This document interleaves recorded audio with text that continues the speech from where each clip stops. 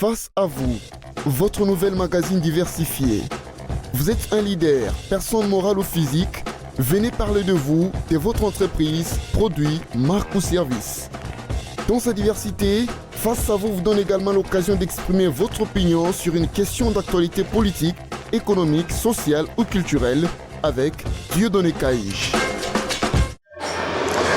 En face de vous, votre premier numéro de l'année, mesdames et messieurs, vous avez toujours été nombreux à nous regarder, vous nous avez suivis justement durant cette année 2021 qui vient de s'achever.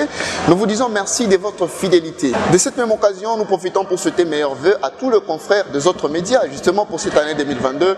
Nous sommes en train de voir ici Théodore Sapou de la RCK Télévision, pourquoi pas ceux d'Alpha Gir Télévision, d'Alia Mouachi et Alogos Télévision. Nous sommes en train de voir la directrice générale Ege Tchala et aussi aux autres confrères qui nous ont apporté main forte pour la réussite de cette émission, votre magazine en face de vous. Là, je pense également à l'honorable Kassongo Banema Timothée et à vous, Big Placide, pourquoi pas à tous les autres dont peut-être n'ont pas cité dans cette émission, Papa Leki. Nous pensons à vous et nous vous souhaitons meilleurs vœux pour cette année 2022. En face de vous, votre émission, votre magazine est en train de continuer. Cette émission, vous le savez bien, qu'elle est diversifiée. Ici, nous recevons tout le monde, que vous soyez un leader politique, que vous soyez un PDG, chargé de communication, un marketeur. Venez dans cette émission pour parler de vous, de votre entreprise, de votre produit, marque ou service, ou alors apporter de l'éclair face à une question d'actualité, toujours dans ces magazines en face de vous. Alors aujourd'hui, qui sera notre invité? Il s'appelle tout simplement Antoine Selemani. Il est cadre de l'UDPS, en même temps président de l'UDPS et coordonnateur de l'Union Sacrée, ici même dans la ville montagneuse de Likasi, que nous recevons juste après ça.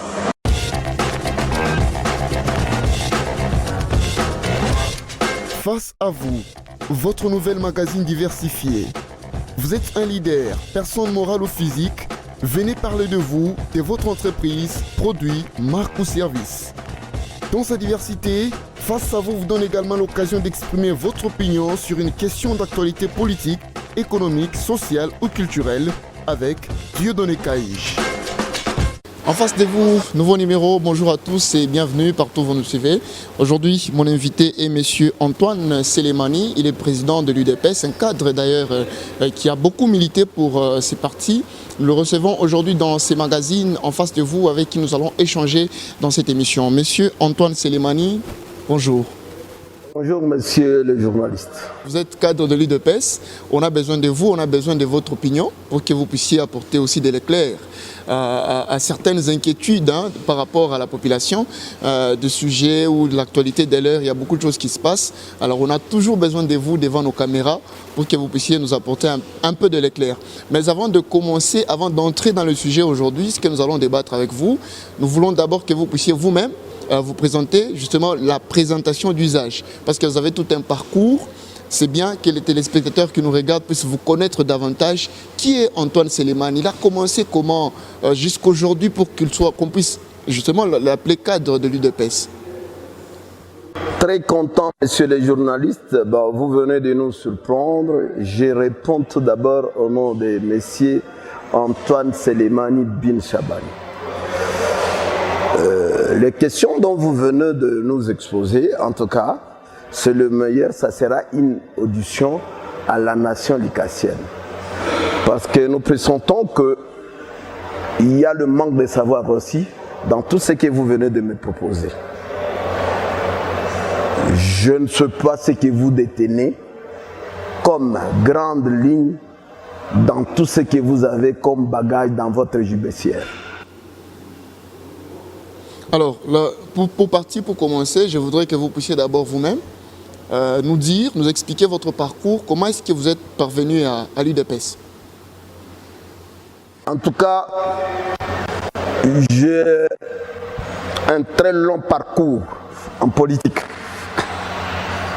Et je n'ai pas commencé la politique aujourd'hui, j'étais encore trop jeune, à bas âge. Moi, tout d'abord, je suis un homme d'affaires.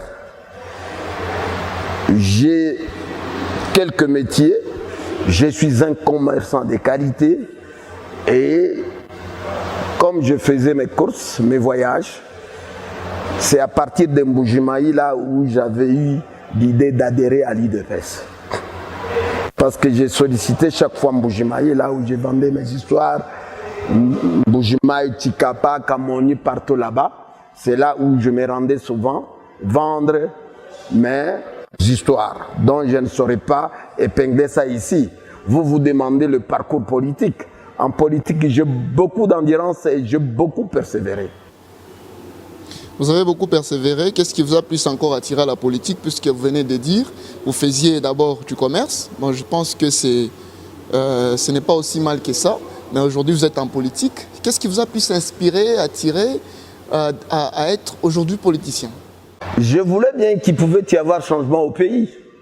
Parce que le régime mobussien ne nous arrangeait pas. Parce que Mobutu était plus dictateur. Comme je vis que l'UDPS était un bon parti politique, j'ai adhéré sans sentiment, sans condition.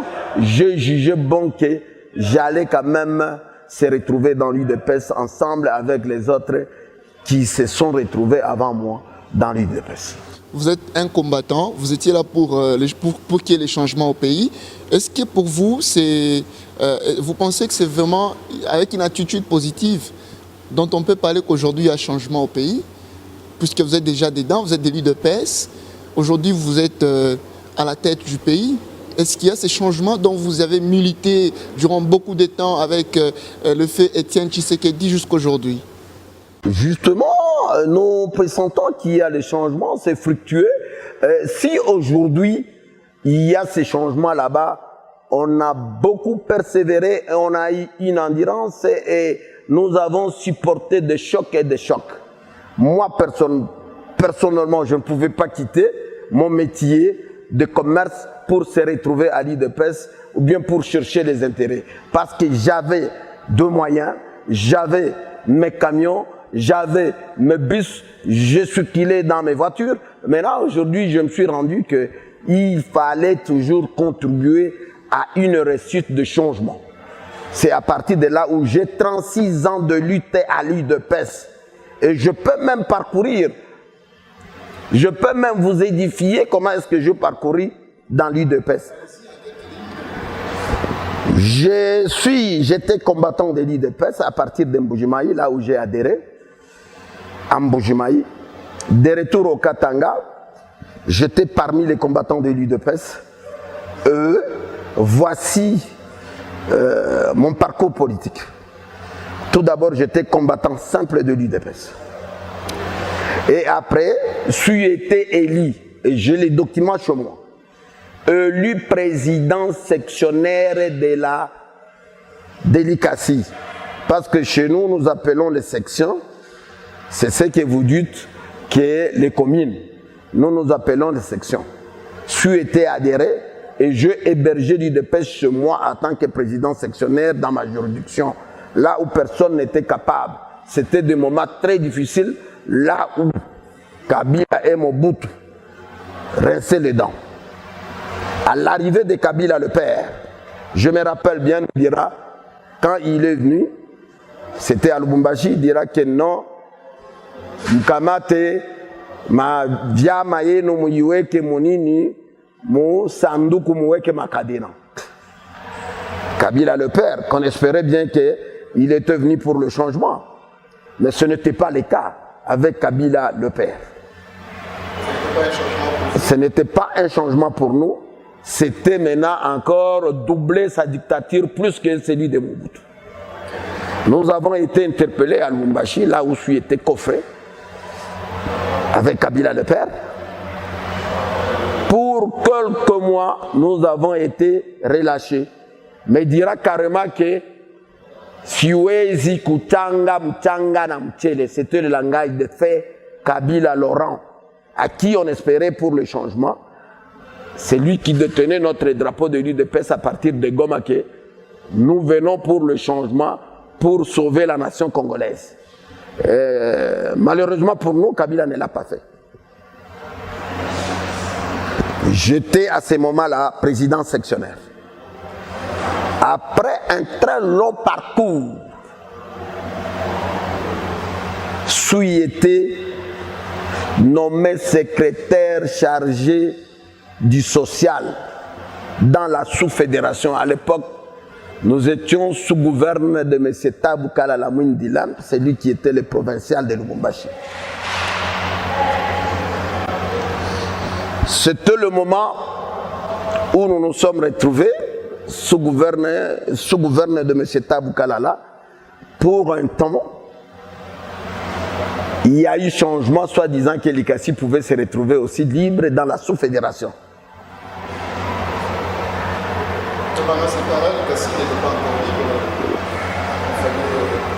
C'est tout le monde qui fuyait l'IDPS. À l'époque, c'était Mutunda Mukwalamba, c'est lui qui fit de la SECO, à qui on voulait mettre comme président. Il a fui, il ne voulait même pas parce que il n'y a personne qui était serviteur de l'État qui allait se retrouver avec nous. Moi, j'étais là libre, comme je ne dépendais de personne. J'étais élu président de la sous-fédération. Et il y avait une délégation qui était venue de Kinshasa nous installer. C'est M. Obake, qui était le directeur de cabinet de fait Etienne Tshisekedi ou Amulumba en ce moment.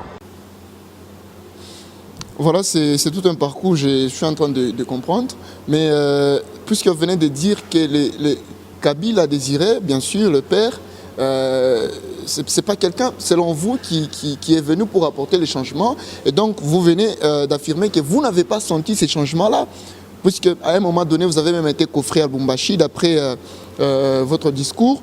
Mais est-ce qu'aujourd'hui, puisque vous êtes à la tête de ce pays, vous avez le pouvoir, mais beaucoup de gens se lamentent de gauche à droite, le peuple congolais se lamente de gauche à droite, disant que jusque-là, il n'y a pas les changements. Depuis que le président de la République a pris le pouvoir, le social n'est pas amélioré. Sur le plan économique, il y a toujours des problèmes. Mais où est ces changements dont vous affirmez qu'il y a un changement aujourd'hui? En tout cas, je regrette. Il n'y a que le petit bruit qui court. Ceux qui ont vécu dans ce pays, ils vont les confirmer. Parce que nous pressentons que le parcours de son Excellence, Monsieur le Président de la République, Félix Antoine Tshisekedi Tshilombo, est visible. Parce que c'est fructueux. Si aujourd'hui vous voulez vous lamenter, bon, c'est là où nous disons chaque fois que quand il y a la vérité, la vérité n'est pas de ce monde. Ce que Félix est en train de faire, quel que soit le blocage, quand ils se sont mis ensemble avec les soi-disant kabylistes, c'était les kabylistes, ce n'est pas les soi-disant kabylistes, c'était des kabylistes. Nous étions sérieusement bloqués pour qu'il n'y ait pas de visibilité de ces changements-là. Mais à peine, celle, que pressentez-vous? Monsieur Antoine, vous êtes en train de continuer, j'aimerais que je juste souligner un point, puisque vous dites qu'il y a ces changements-là, mais quand nous suivons généralement le discours du chef de l'État, il y a eu d'abord ce discours qu'il a tenu devant l'Assemblée et devant le Sénat, en congrès. Nous avons senti qu'il y a eu beaucoup de plaintes de la part du président de la République. On dirait que le chef de l'État est bloqué quelque part, et d'où il y a eu des relances, les engagements du chef de l'État dont il a appelé tout le monde, notamment le gouvernement, tous les Congolais à s'y mettre pour qu'il y ait ces changements-là. Mais puisqu'aujourd'hui vous dites qu'il y a des changements, mais par rapport à ces discours, on ne les sent vraiment pas. On sent que le chef de l'État continue à se plaindre. Qu'est-ce que vous pouvez dire, vous, par rapport à ça? Reconnaissez-vous que la reconnaissance n'est pas de ce monde. Chaque fois, quand il y a, dans chaque groupe, il peut y avoir les idéalistes, les opportunistes et des traîtres. Ne croyez pas que c'est tout le monde qui diront que le chef de l'État est en train de travailler convenablement, correctement à l'intérêt général. Il y a toujours les gens dont vous reconnaissez. On ne saura pas faire l'évaluation dans la précipitation. Les parcours qu'il a effectués vers les deux provinces, Kasaï, occidental, oriental, tout ça. Mais ce n'est pas n'importe qui pouvait faire ça pour une petite évaluation. Il est allé palper la vérité, savoir réellement est-ce que le gouverneur vous travaillez, est-ce que ce qu'ils sont en train de lui faire comme rapport est vrai ou faux? Il a ce constat. Soyons honnêtes. Si quelqu'un est capable, nous avons le droit aussi de lui jeter un peu de flair. Il a dit l'année 2022, c'est pour le social. Et nous venons d'entamer l'année 2022. Je voulais bien que tout le monde soit patient. Il ne pouvait pas précipiter peut-être l'évaluation avant l'année. Nous venons de commencer l'année 2022. C'est à partir de là où vous verrez maintenant le vrai changement.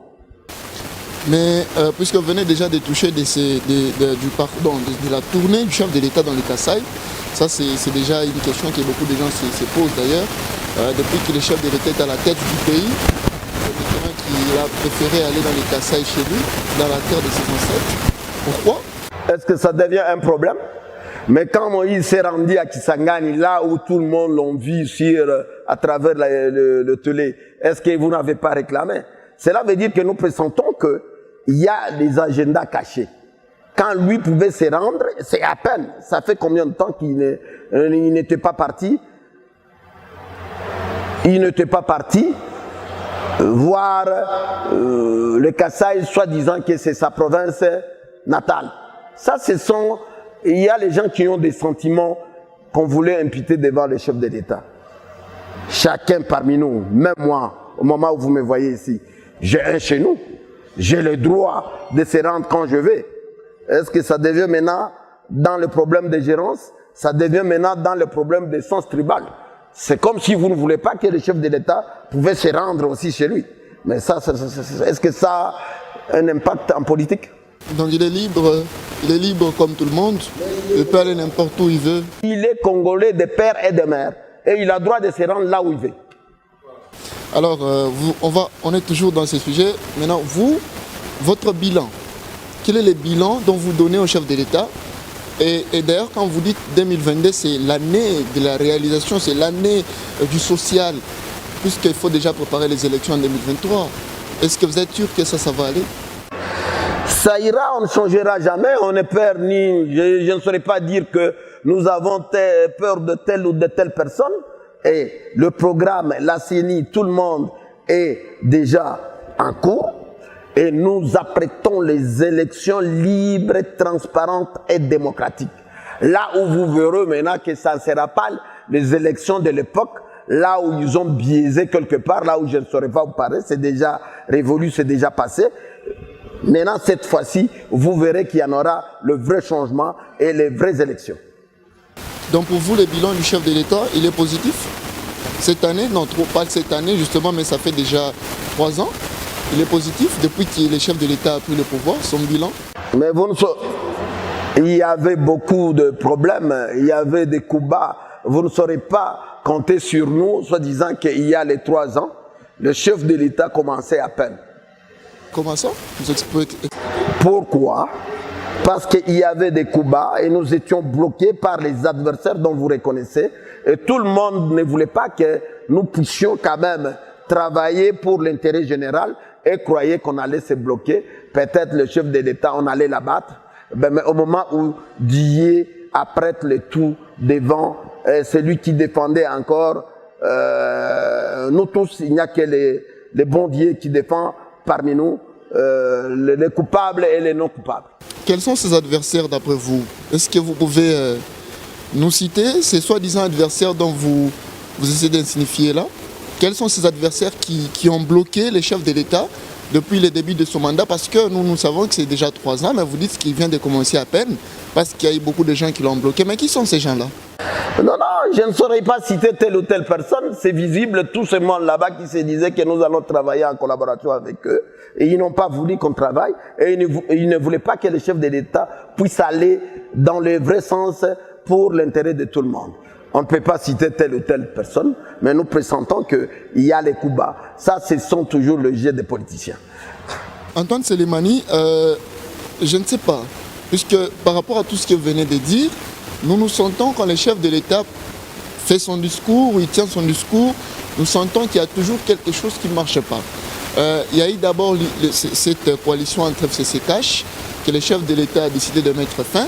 Aujourd'hui, nous avons l'Union sacrée. Mais finalement, qu'est-ce qui bloque? Ça bloque où?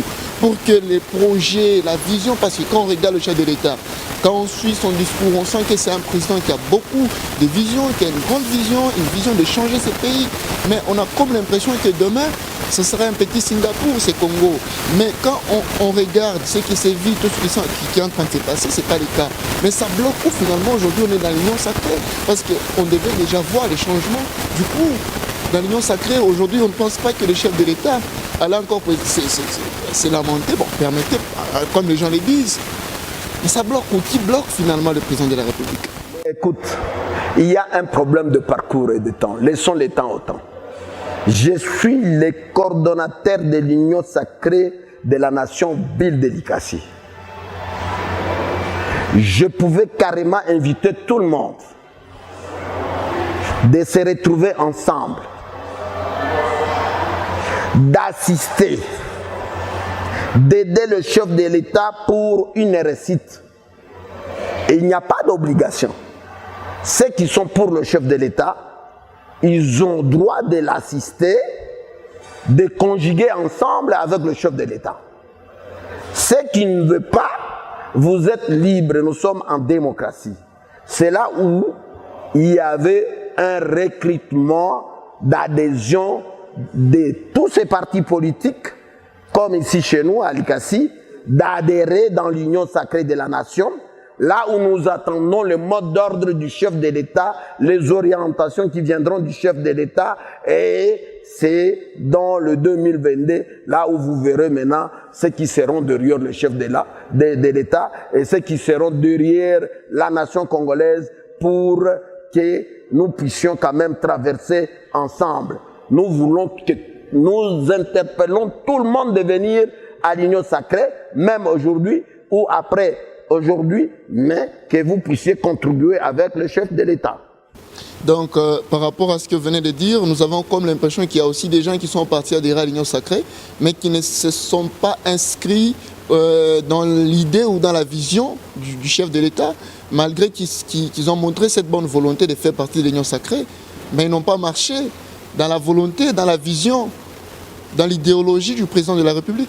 Oui, nous pressentons qu'il y a les adversaires, il y a de ces gens là-bas qui ne veulent pas l'idéologie, qui ne sont pas derrière le chef de l'État. Ils sont en train de les combattre.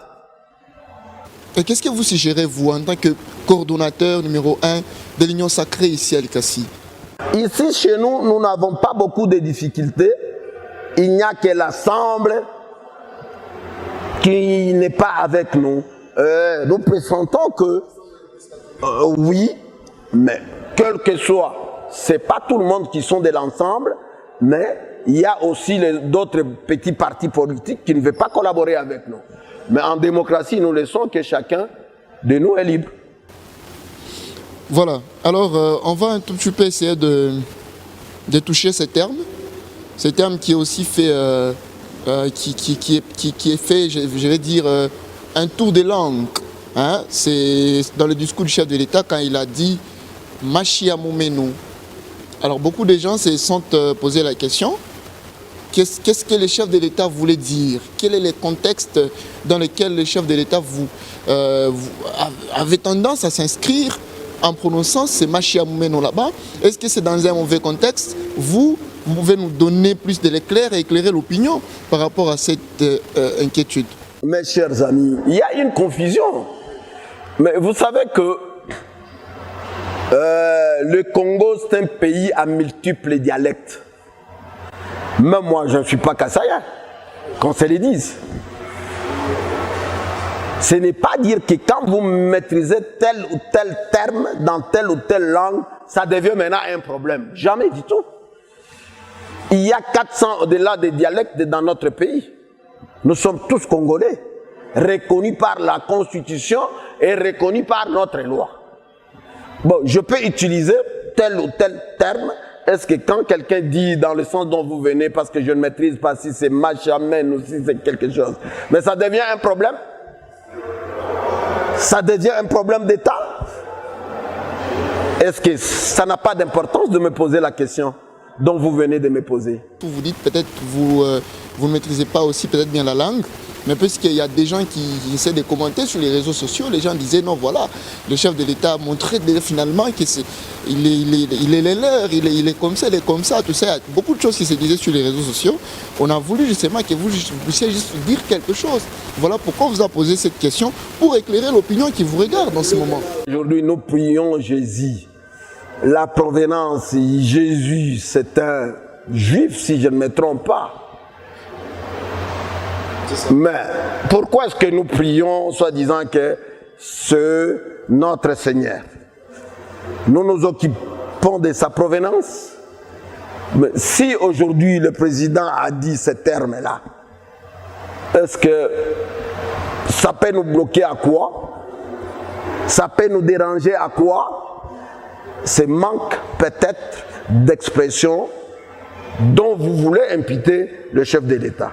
Il a droit de parler dans l'une de nos langues, dans n'importe quelle langue. Il a parlé en lingala, il a parlé en français, il parle chaque fois, je pense que en Tshilouba. Et il maîtrise, ce sont des langues qui sont connues par les Congolais.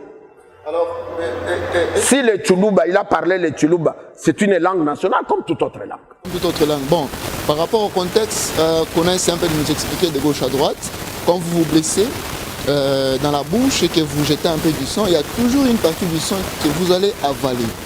Alors, voilà ce qui a poussé le président de la République à dire Machia Moumeno. Ça veut dire qu'il a toujours une partie du sang, il porte encore le sang de ses frères. Est-ce que c'est dans un contexte où le chef de l'État s'est rendu compte que ses frères kassaïens étaient fâchés contre lui parce que depuis qu'il a pris le pouvoir, il ne s'était jamais rendu là-bas. Et voilà qu'il est parti. Il fallait qu'il puisse utiliser ce discours-là pour récupérer la confiance, l'amour de ses frères kassaïens. Ça peut ou pas être dans le sens dont vous venez d'aborder. Est-ce qu'il y a une infraction? Non, c'est juste une question. Je voulais savoir aussi, parce que de votre part, vous insistez, est-ce qu'il y a une infraction? Parce que nous avons que 5 langues. Machia Moumeno, c'est dans quelle langue? C'est dans le Tshilouba. Mais si quelqu'un parlait le Tshilouba maintenant, il est devenu maintenant dans l'une de nos infractions, soit disant qu'il a débordé ou bien il a injurié. Machia Moumeno, est-ce que ça devient une injure? Nous maîtrisons 5 langues. Ici chez nous au Congo. Machia Moumeno, ce n'est pas les injures, c'est pas quoi. Mais quand il y a peut-être ceux qui sont en train de chercher comment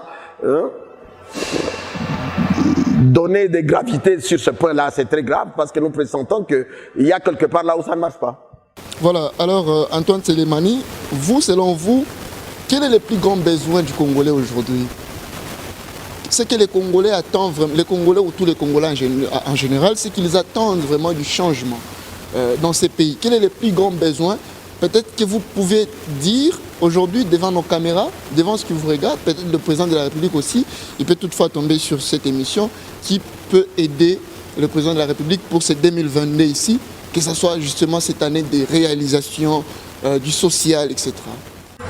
Je pense que le chef de l'État était clair. Il a dit 2022 c'est pour le social. Et le social, y compris tout ce qui nous entoure. Je ne serai pas précédé. Il a dit, vous me laissez, l'année 2022 c'est pour le social. Laissons le temps au temps. Je ne peux pas précéder le chef de l'État, soit disant que le coordonnateur de l'Union Sacrée Vie Délicatie avait dit ça et ça et ça et ça et ça. Nous sommes tous derrière le chef de l'État. Je ne peux pas précéder le chef de l'État en dénonçant ce qui n'a pas parlé. Il n'y a que lui seul qui a le bâton de commandement. C'est lui seul qui est au sommet du pyramide. Nous sommes là, c'est pour l'observer. Est-ce que vous pensez qu'il faudra encore plus du temps au président de la République, puisque vous parlez du temps? Est-ce que vous pensez qu'il faut encore peut-être une deuxième occasion, un deuxième mandat peut-être, pour permettre au chef de l'État de pouvoir concrétiser ou réaliser tout ce qu'il a comme vision? Est-ce qu'il faudra encore une autre chance? Reconnaissez-vous que Kabila a fait 18 ans? Oui, nous le savons tous. Qu'est-ce que Kabila a fait? Ok. Vous nous laissez aussi les 2 mandats que nous allons travailler, c'est à partir de là où vous saurez maintenant évaluer. On ne peut pas précéder l'évaluation avant le travail. Donc vous réclamez un deuxième mandat? Mais non, ça c'est constitutionnel. Il n'y a personne qui va peut-être échapper. Il a droit d'achever les 2 mandats. C'est à partir de là où vous allez évaluer. Voilà, nous allons, peut-être ça sera derrière vers nos questions de chute avec cette émission. Vous avez suivi avec moi le 25 décembre, il y a eu un attentat à Beni où un kamikaze s'est explosé, où il y a eu 2 morts. Est-ce que ça vous a vraiment affecté? Parce que beaucoup de Congolais, surtout nos frères de l'Est, ont beaucoup réagi. Et il y a une crainte déjà pour nos frères avec ce qui se passe. Est-ce que cet attentat-là vous a affecté, vous? Reconnaissez-vous que nous sommes habitués à des coups. Celui qui s'est dit combattant, il a beaucoup persévéré, il a eu beaucoup de chocs. Combien de fois que moi, dont vous parlez avec, je suis été arrêté à la présence chez Kabila, je peux vous donner de preuves et j'ai tout. Combien de temps? Il n'y a que, c'est par la grâce de Dieu que nous vivons jusqu'à nos jours. Quand il s'agit de mourir, celui qui est le vrai combattant ne craindrait jamais, soi-disant que je serai abattu. Vous avez vécu le parcours qu'il a effectué du Kasaï vers Kabinda, là où il était en cours en brousse. Mais si le président était peureux, il n'allait pas parcourir dans ce sens-là. Combien des heures qu'il a effectué du Kasaï vers Kabinda? Aller-retour. Il s'est retrouvé en Boujmaï à quelle heure? Il n'y a que Dieu qui sauve.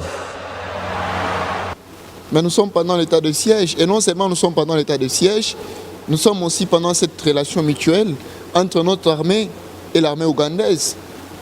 Est-ce que cela pouvait vraiment se produire pendant que nous sommes déjà dans cette mutualisation, cette amitié entre l'armée ougandaise et notre armée? Je suis en train de vous assurer que vous verrez, ça ne fera pas longtemps. Cette histoire prendra fin. Cette histoire n'a pas commencé aujourd'hui. À l'époque de Mobutu, vous aviez l'âge d'un majeur et vous reconnaissez très bien ce qui s'est passé à l'époque de Mobutu. Et après Mobutu, à l'époque de Kabila dont nous parlons aujourd'hui, il est sur place et il est en train de voir la situation. Il a vécu. Et vous nous laissez, nous aussi, parcourir, voir un peu la situation de plus par millimètre et nous saurons comment est-ce que nous allons traverser. On ne peut pas vulguer le secret avant des réactions. Antoine Selemani, vous êtes président de l'Union de l'UDPS, l'Union de la démocratie et le progrès social, je pense. Et puis vous êtes coordonnateur de l'Union sacrée, ici même sur la ville de Likasi. Vous avez été très clair dans vos réponses. Nous vous remercions d'avoir répondu à notre invitation. Très content. Je voulais saluer tout le monde de la ville montagneuse. Je leur souhaiterais aussi meilleure vie. Merci, merveille aussi à vous. Merci. Voilà. En tout cas, ça a été tout un plaisir de vous servir, de vous accompagner. C'est la fin de cette émission. Merci à vous tous de nous avoir suivis du début jusqu'à la fin. Votre émission, vous pouvez les retrouver sur le YouTube. Vous écrivez En face de vous K. Vous allez télécharger votre émission. Si ça vous a plu, n'hésitez pas à découper. Vous êtes nombreux à nous regarder ici et en dehors de nos frontières. John Poi, une très bonne réalisation. Merci à vous. Nous fixons un très prochain rendez-vous et ce sera vous, notre prochain invité.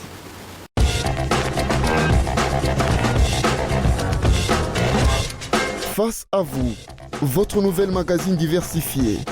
Vous êtes un leader, personne morale ou physique. Venez parler de vous, de votre entreprise, produit, marque ou service. Dans sa diversité, Face à vous vous donne également l'occasion d'exprimer votre opinion sur une question d'actualité politique, économique, sociale ou culturelle avec Dieudonné Caïche.